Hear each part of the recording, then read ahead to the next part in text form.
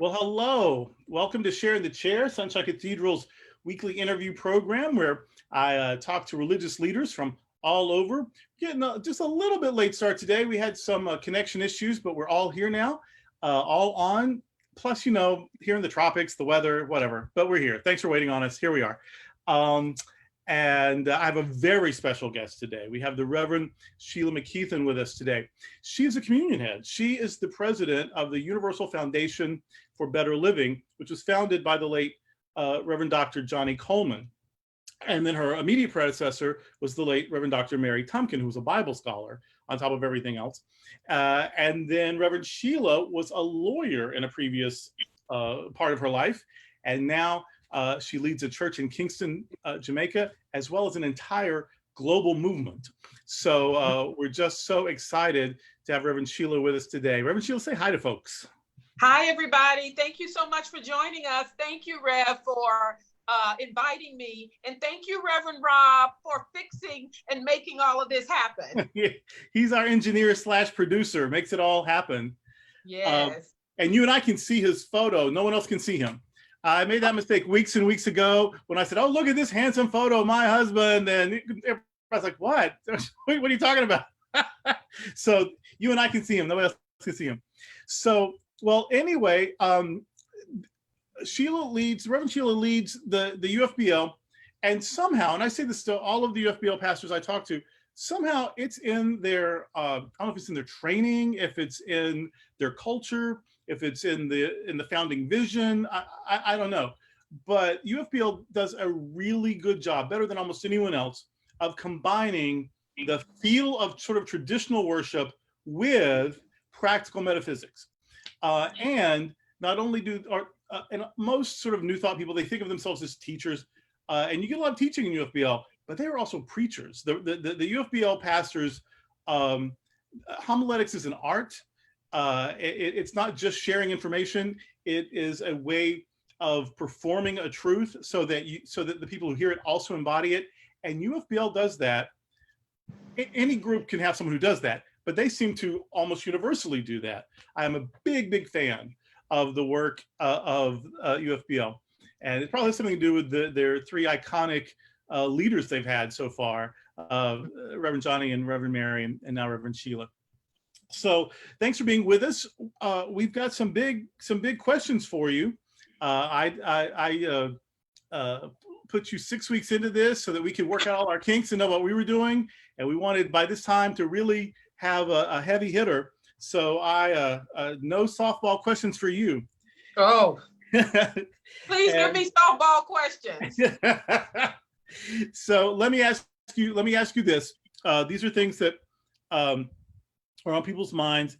But first, a little bit of, because not everyone knows everything. I had a rabbi on a few weeks ago, and she's from the Reconstructionist tradition, and not everyone knows what that is. So I had her tell us a little bit about what Jewish Reconstructionism is or whatever. And even people who maybe know unity and religious science may not know, like divine science or UFBL or yes, some of the independent things or Anton or whatever. So UFBL shares the spirituality that was taught by Myrtle and Charles Fillmore. But it's also something new and energizing. I was alluding that before, that you're part of this movement, but you also seem to be part of even older movements and also your very own thing. Mm-hmm. So because of that, you can actually reach sort of across aisles. So you can speak to lots of audiences because you have this sort of difference about you. And so your voice can reach multiple audiences. Is there something you would like to share with multiple audiences today? The positive thinking crowd, the New Thought metaphysics crowd, the just regular church, but still looking for hope and peace and happiness crowd, the mystics. You can sort of speak to all those people because you are all of those things. So what is right now you have multiple audiences. What is your word for us? Wow, that's a big question. I would say that the word that I would give is that remember, the power to be is within you. It's within you.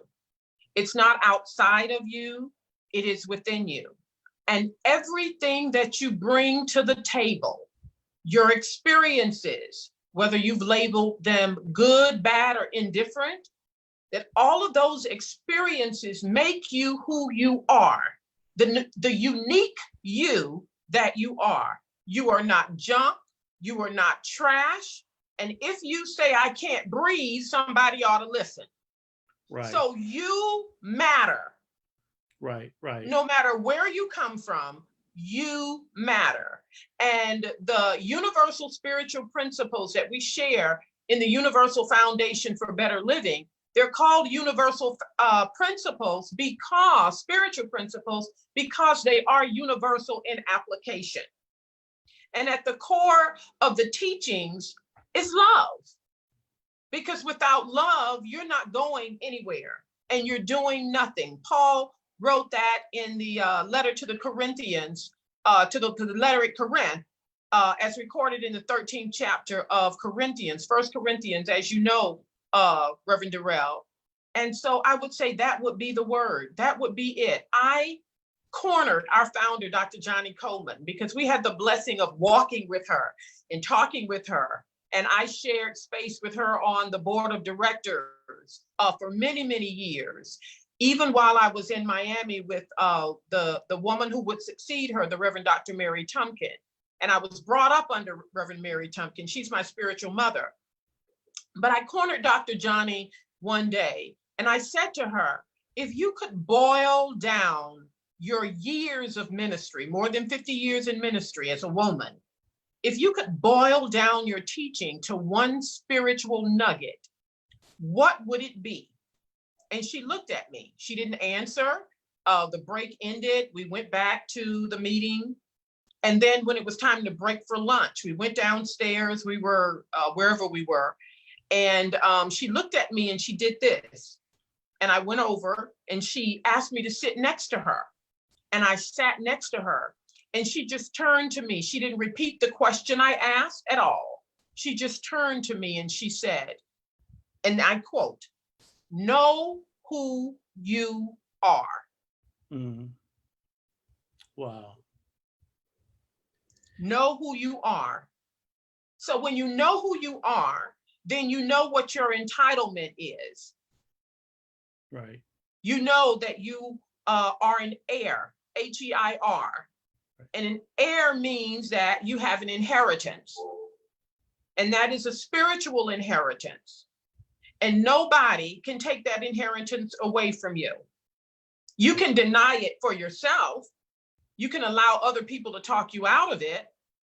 But you come to the planet, you come into this earth plane with everything that is needed in order to see you through. And we teach that with compassion and conviction. Yeah. Because I had to know it, but I don't want to jump ahead of your question.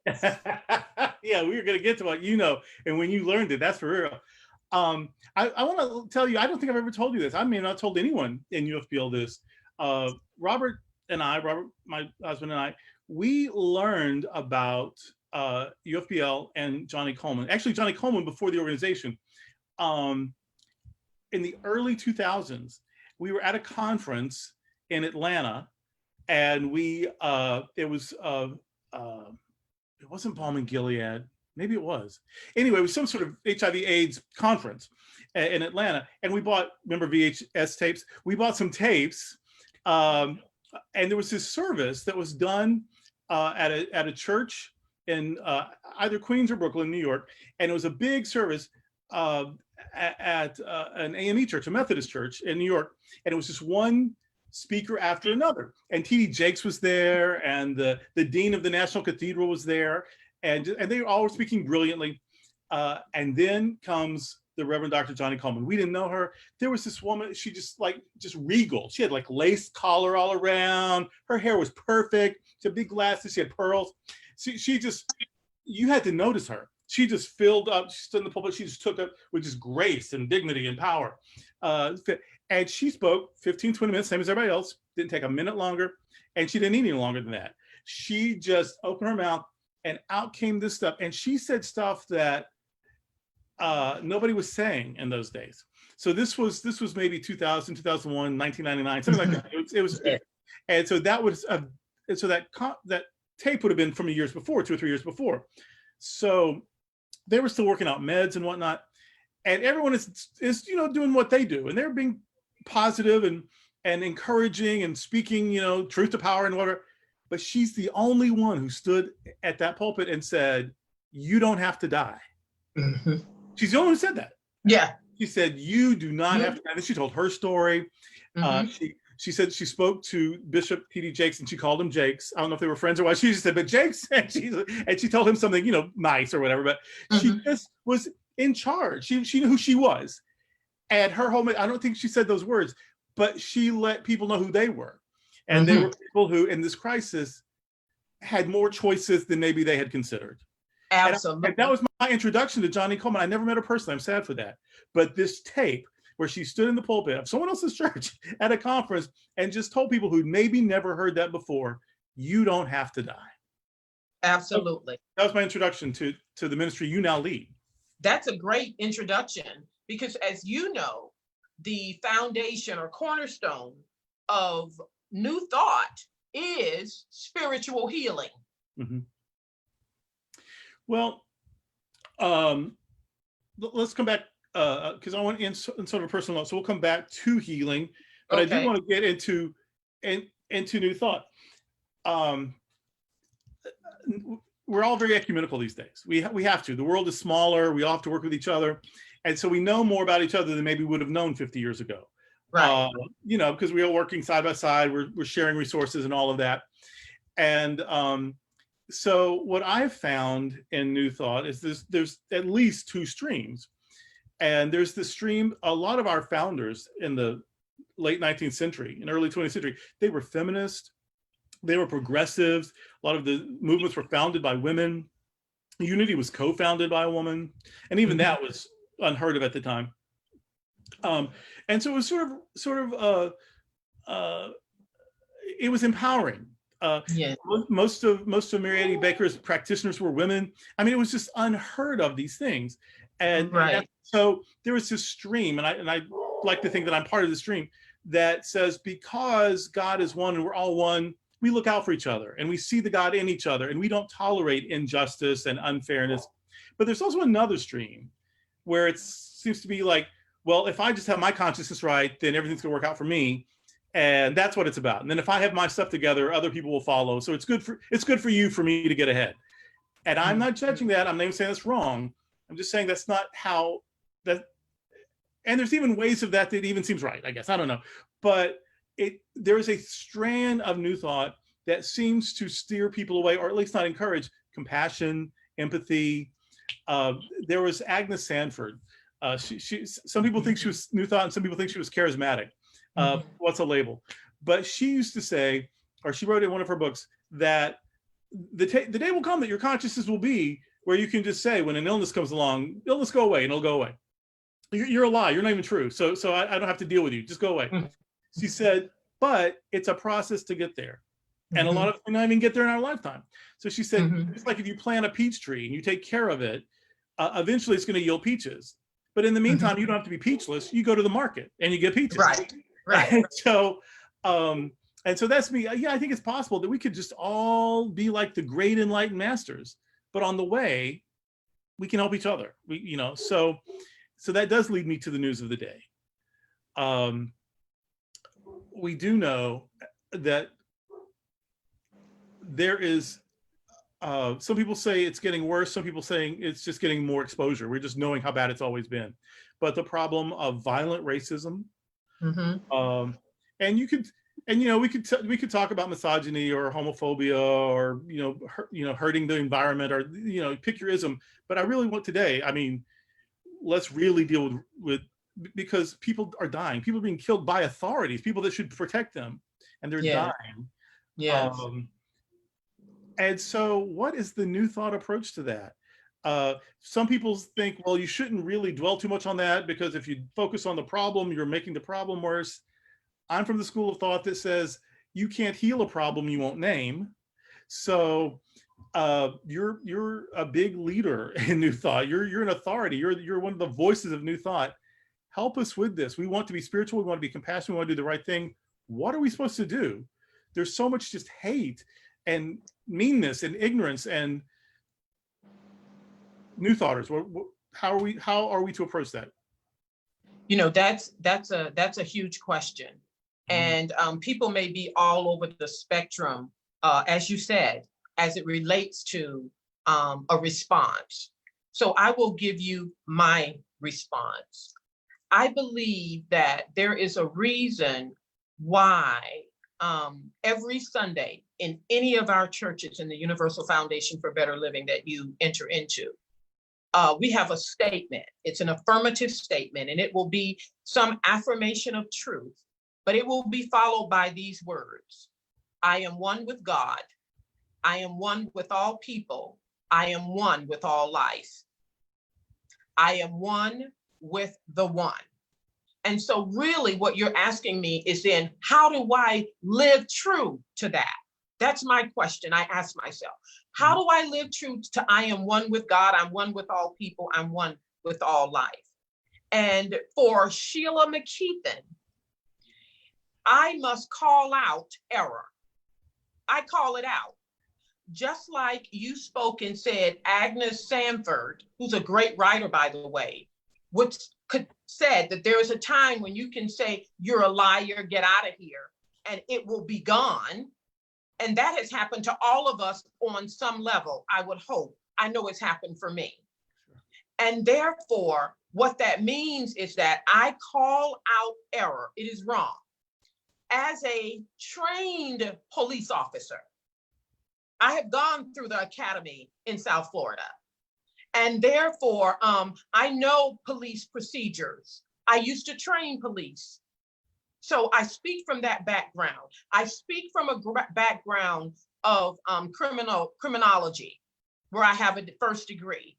I speak from criminal justice background with my experience. Not only that, but a master's degree in criminal justice. And so I don't believe that I have even a law degree, and that I am now supposed to put my head in the sand when these issues arise.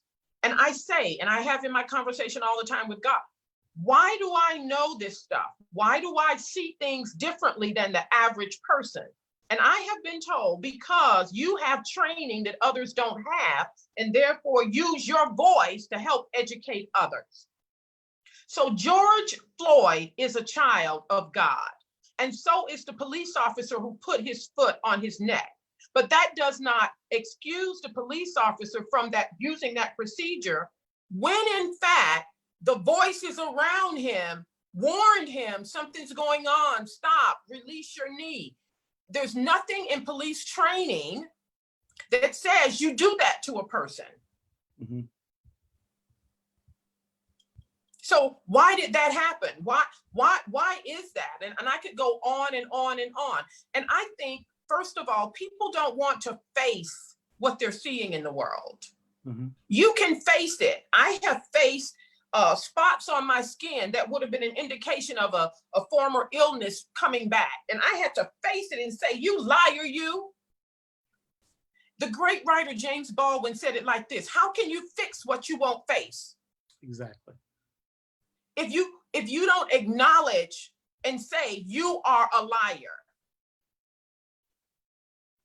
if you won't call it out and say this is unlike God, this is unlike love, this is unlike compassion, this is unlike us moving forward together, this is unlike what I want for my child, this is unlike what I want for my dad and my nephew.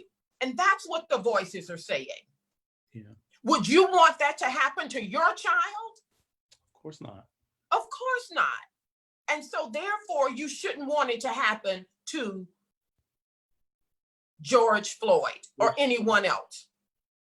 And the list is endless. I don't want to start calling names, right? Because the name is endless. Because and so, and is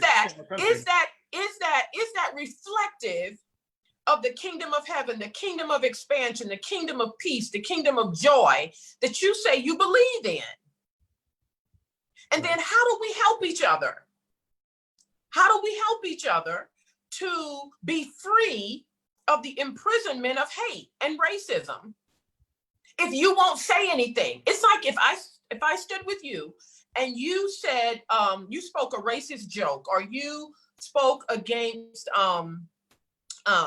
women, or you spoke against homosexual individual who identifies as homosexual, or you spoke against, I must let you know that that is not permissible. You can't do that with me. And if I don't say anything, I have now consented with you and given you permission. Whereas you could have been healed in that moment by me speaking compassionately to you on why I can't support you on the position you've just taken. So that's how healing happens. Let me give you this one quick example. I got a call once from my aunt. She lives in Deerfield Beach, down from you. I know. And she said to me, they've arrested my son. I'm not going to say his name. They've arrested my son, and they keep calling him something, another name. And so I could have sat there and prayed, because I was in New Thought at the time, and I could have just sat in my nice office down across from the courthouse in the 110 Tower. And I could have just looked out at the ocean and just prayed. But I didn't do that. You know what I did? I got in my car. I called a friend who's a criminal attorney, and I found out when he was going to be in court. And I showed up to be a witness that his name is not Bob. His name is so-and-so. He's my first cousin. His mother's name is so-and-so. His daddy's name is so-and-so. And I've known him since he was a baby. And Judge, this is my cousin. You have the wrong person. Mm-hmm. So God saved him that day, but God showed up as Sheila Mckeithen. Absolutely. And but it was Butterworth who told us what God does for us, God must do through us. Through us. There you go. Yeah. So the question becomes, do you want to be a willing conduit that God wants to use? Most people want to sit on the beach and go, and meditate. But how does your spirituality look when the rubber hits the road? As the former Florida Supreme Court Justice Leander Shaw said once. I love that saying. When the rubber hits the road, who are you? Yeah. Oh, I believe in the meditation cushion, but then what do you do when you get up? Yeah. What do you do when you get up? Yeah. Absolutely. Yeah. So I did my prayer work, and then it came to me to contact this lawyer. I drove him down. We went down and took care of it, and my cousin was released. One of my favorite speaking up stories is from the Bible, from Matthew. It's also in Mark, where a Canaanite, Syrophoenician in Mark, Canaanite in Matthew, a woman comes to Jesus to help with her daughter who's tormented. Yes. But she's from a group that Jesus' group would have not seen as valuable. In fact, in the book of Deuteronomy, Canaanites is on the list of people that you can just kill on sight. Jesus mercifully does not just strangle her to death when she walks up, but he does he's dismissive of her a little bit. That's yes. cultural reaction. No, not a little bit. He's dismissive of the Syrophoenician woman. Yes, he was mean. and because he says, she's asking for help, and he says, well, it's not right for me to take, what's for my people and give it to dogs, basically. Dehumanizing her. And she was so brilliant. She said, yeah, but you know what? If I were a dog, you'd give me scraps. Can you be as nice to me as you'd be to a dog? And Jesus was healed. Jesus was changed. Jesus saw her as a person then, as a child of God, praised her faith, granted her request because she spoke up. Because she spoke up. Yes. Just by saying a little thing, sometimes you can make a big difference. What if she just walked away silent? We might not even know about Jesus today. Who knows? That's right. That's right. Yeah. So, and I don't want to overstate, because I'm not a UFBL teacher or pastor, so I don't want to overstate the case. But I will ask you so you make sure I got it, that I'm right, or teach me something here. Isn't it kind of maybe the case that UFBL exists because of the Reverend Dr. Johnny Coleman responding to racism in another school of thought? That her experience becoming a minister was not right, not just, not pleasant, and didn't that sort of start the ball rolling into what is now this amazing UFBL movement? You know what? She was just so amazing because even though she met brick after brick, from living on the campus to the various privileges that a president of the association of this particular movement, the privileges extended as presidents. It took a whole year for her to even for them to even open up and give her the chair after she won. And then I remember her telling me a story about how she was treated when she would go to visit the churches. And it really, I tell you, it developed her first class consciousness. That's what it did, because she was treated so badly. She's a tall woman, and she would say, I would be picked up sometimes in a little teeny Volkswagen, and my knees would be scrunched up, you know, in the front, et cetera, et cetera. And so, but what it did, what I love about her is, instead of becoming bitter, she became better. And we are better than the worst thing we've ever done, to paraphrase Brian Stevenson of in Alabama, the Equal Justice Institute. We are better than the worst thing we've ever done. And Martin Luther King said it like this, that there's some good in the worst of us and some not so good in the best of us. And we must remember that. And so if I'm part of a healing movement, there's always an opportunity to heal, for me to heal, for others to heal. And if I can be a catalyst for that. And I think what's happened in New Thought is that we put blinders on and we see healing as simply ourselves. And so many people say that your teaching is very individualistic. And though it's all about you, and it's about, can you get a new car, and can you get a new dress, and can you get a new church? And that's not true, because you move from the me, you discover truth for yourself, but it moves from the me to the we, which is the collective. And that's why we can include George Floyd. That's why we can include Tamir Rice. You know, that's why we can include Sandra Bland, and I can go on and on and on. We can, and you know what? There's room to include the police officers too, because I quake as a former officer. Every time an officer is charged, a part of me quakes, because I know what it's like to leave your house every day not knowing if you're going to return. And you know what I think about, Doc? I think about the officers' children. I think about their children. I think about their mother, their father. I think about their wife. I think about, or their significant other. And because they now have to face their own families, not to mention everything that's in the news about what they've just done. The families are basically hearing about it from the news. And so I'm saying that my heart is open to the entire thing. I want healing for it all. Everybody, yeah. I don't want it to happen at all to anybody, anywhere, at any time, in any country. Exactly. Well, we have about 5 or 6 minutes left. And since you were talking about healing, you actually have a personal healing story, don't you? Is that something you can tell us about? Well, I'll just tell you briefly, because there's no way I can tell it in 6 minutes. Oh, well, and there's no penalty if we go over. Yeah, well, I don't want to, executive producer, you know, let's keep him in mind. But in my book, The 12 Steps to Your Healing,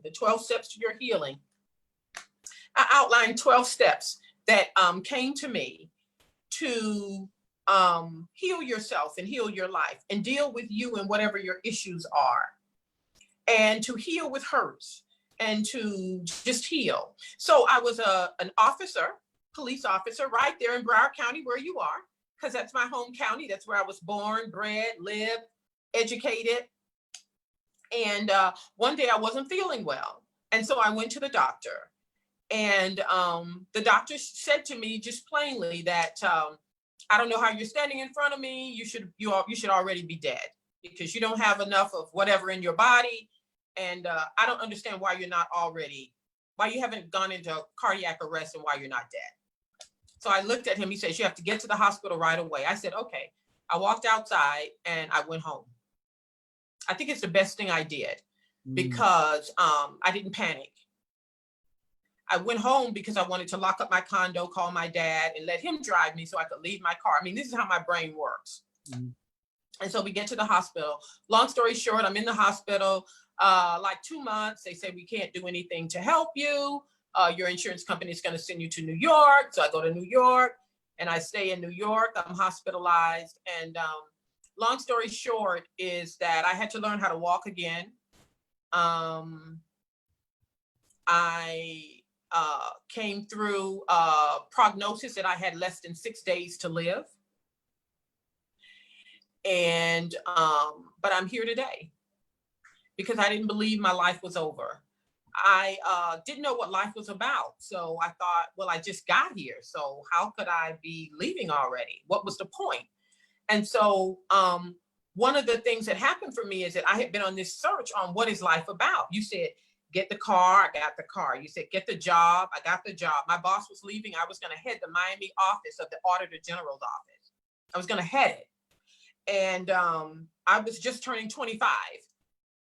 So, I mean, I'm on a fast track. I'm doing well. And I just wasn't happy. I didn't want to be the boss. I didn't want that job. I just didn't want. And so I went on this search of what life was, what is life really all about? I've got the car, I've got the education, I've got the penthouse, I got not the penthouse, but I've got this great apartment. The Miami Dolphins live in my complex. They're my friends. I'm a member of their gym, the Naughty Dolphin. I go to the games. I've got my first new car with sunroof, stripes on the side, the racer things on the back window. And I got all of this and I'm not happy. What is it about? And then I heard this guy on the radio, Les Brown. Yes. You all are going to these jobs you don't like, blah, blah, blah. And I would turn off the radio because I didn't want to hear him because I figured he was talking to me. And then one day I said, I'm going to go and see what this guy is talking about. I'm going to tell him, why is he on the radio? And I went to see him. Long story short, he recommended 2 books because I asked him to give me 2 books to read. He recommended You by Francis Wilshire and Key to Yourself by Venice Bloodworth. And I read those. But Les did something else. This is Les now just trying to become famous, Les. And he said, he called me. He was on his way to New York. He got a big break with Essence Magazine. And he called me when he got back. And he said, Sheila Mckeithen. I said, yes. He said, this is Les Brown. Did you read those books? Yeah. What did they say? And I just said something and he fell quiet. I thought, oh my God, now he knows I'm just an idiot.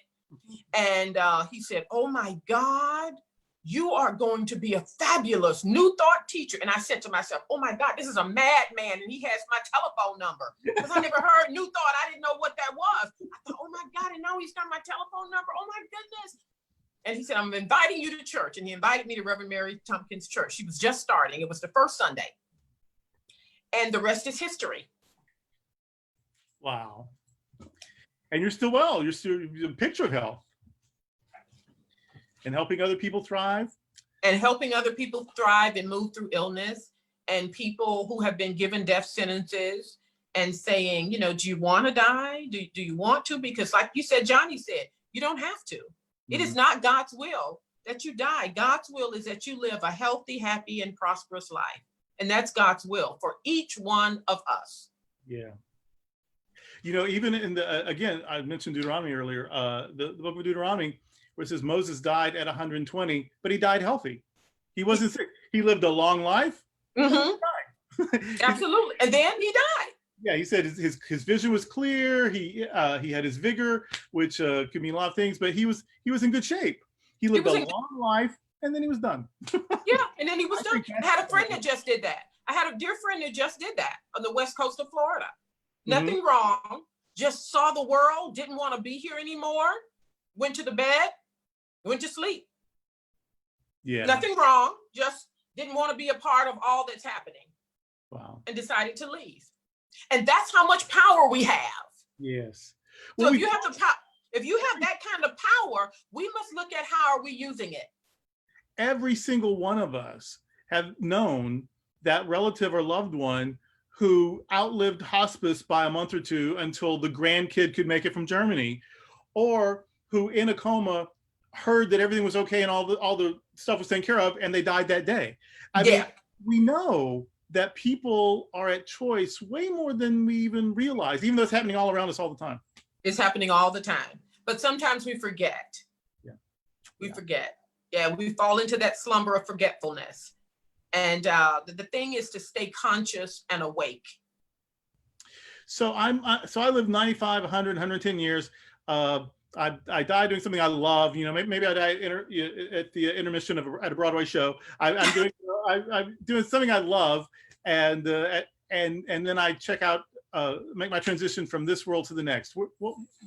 What what's next? Where do I go? Where do I end up? What's happening when I make that transition?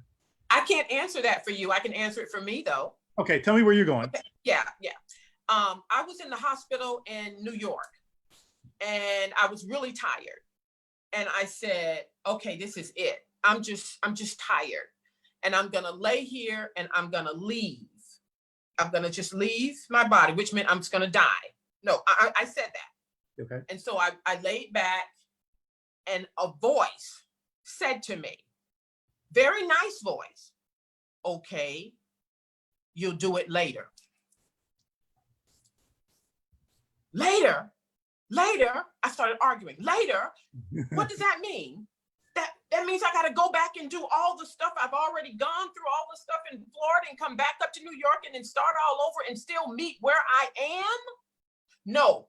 And I sat up in the bed. And I said, oh no, I'm not doing that. I'm not doing that. If anyone had come in, they would have said, is she crazy? I said, no, I am not doing that. I'm going to do this right now. It wasn't 5 minutes later. My doctor came in my room and said, Sheila, your tests, everything looked good. Blood levels look good. We're going to send you home to your mother's, because my mother lived in New York. So what I believe is that when I experience the taking off of my physical body, because for me, that's what death is. I'm just taking off this physical vehicle here, but I still am. Right. I still am. And I will still face whatever is in my soul. I don't believe I can get away from it. We are here to evolve, and you will evolve. You can struggle, you can fight, you can say no, and that's fine. But your assignment is not going away. You complete your assignment. And I had an assignment, as you can see. Yeah. Excellent. So that's my story. And, I have other things I've meditated on that have come to me. One of my dad's friends who kept saying, you're my cousin, you're my cousin. Darrell, I don't know why. I just didn't like this guy.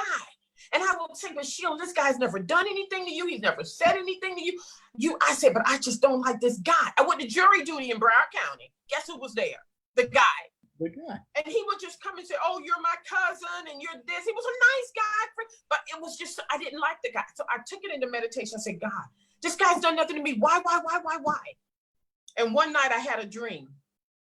And the dream answered 2 questions. And it answered the question on why I didn't like the guy. And it answered the question on why I'm so close to my dad. Mm-hmm. But it all has to do with me in a different incarnation. All right. Thank you for that. Thank you. I want everyone to know that Reverend Sheila Mckeithen is one of my teachers. She's very, it's hard for pastors to be pastored, and she's one of the people that I look to. She's one of my pastors. Well, you're one of my pastors. Oh, I'm so honored. So I just wanted to share her wisdom with all our folks tonight. Also, and she shares it daily right now on the UFBL Facebook page, and then also on her own. She does something briefly for the denominational side, and then she goes deeper on hers. And that's at noon, or the first one's before noon. When is the first one? Well, 11:50 on my personal Facebook page. Sheila Mckeithen. Yeah, 11:50. So 10 to 12. Right. And then our ministry does theirs. Yeah, the various UFBL ministries, they're all doing their noonday meditations at noon. Okay. And so for our ministry, I'm not always doing it. Somebody else is doing it. Like tomorrow, the actual author of the text is doing the meditation on our church's Facebook page, the Universal Center of Truth, the Universal Center of Truth. Right. Yes. That's British Center, RE. Yes. The British Center. CENTRE. Most people say, "Oh, you misspelled it." I go, "No, it's a British spelling." Yeah, it's a Commonwealth. Jamaica was a British colony. Remember that.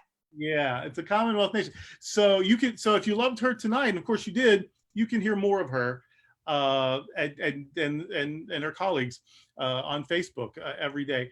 She told you, can you hold your book up again? Is it on Amazon? Yes, it's on Amazon, and it's also available as a Kindle book, 12 Steps to Your Healing. All right. Well, I respect you so much. I love you, and thank you so much for being with us tonight. Thank you. God bless you and the Sunshine family. Thank you. God bless you. Take care. Thanks, Robert. Good night. Good night.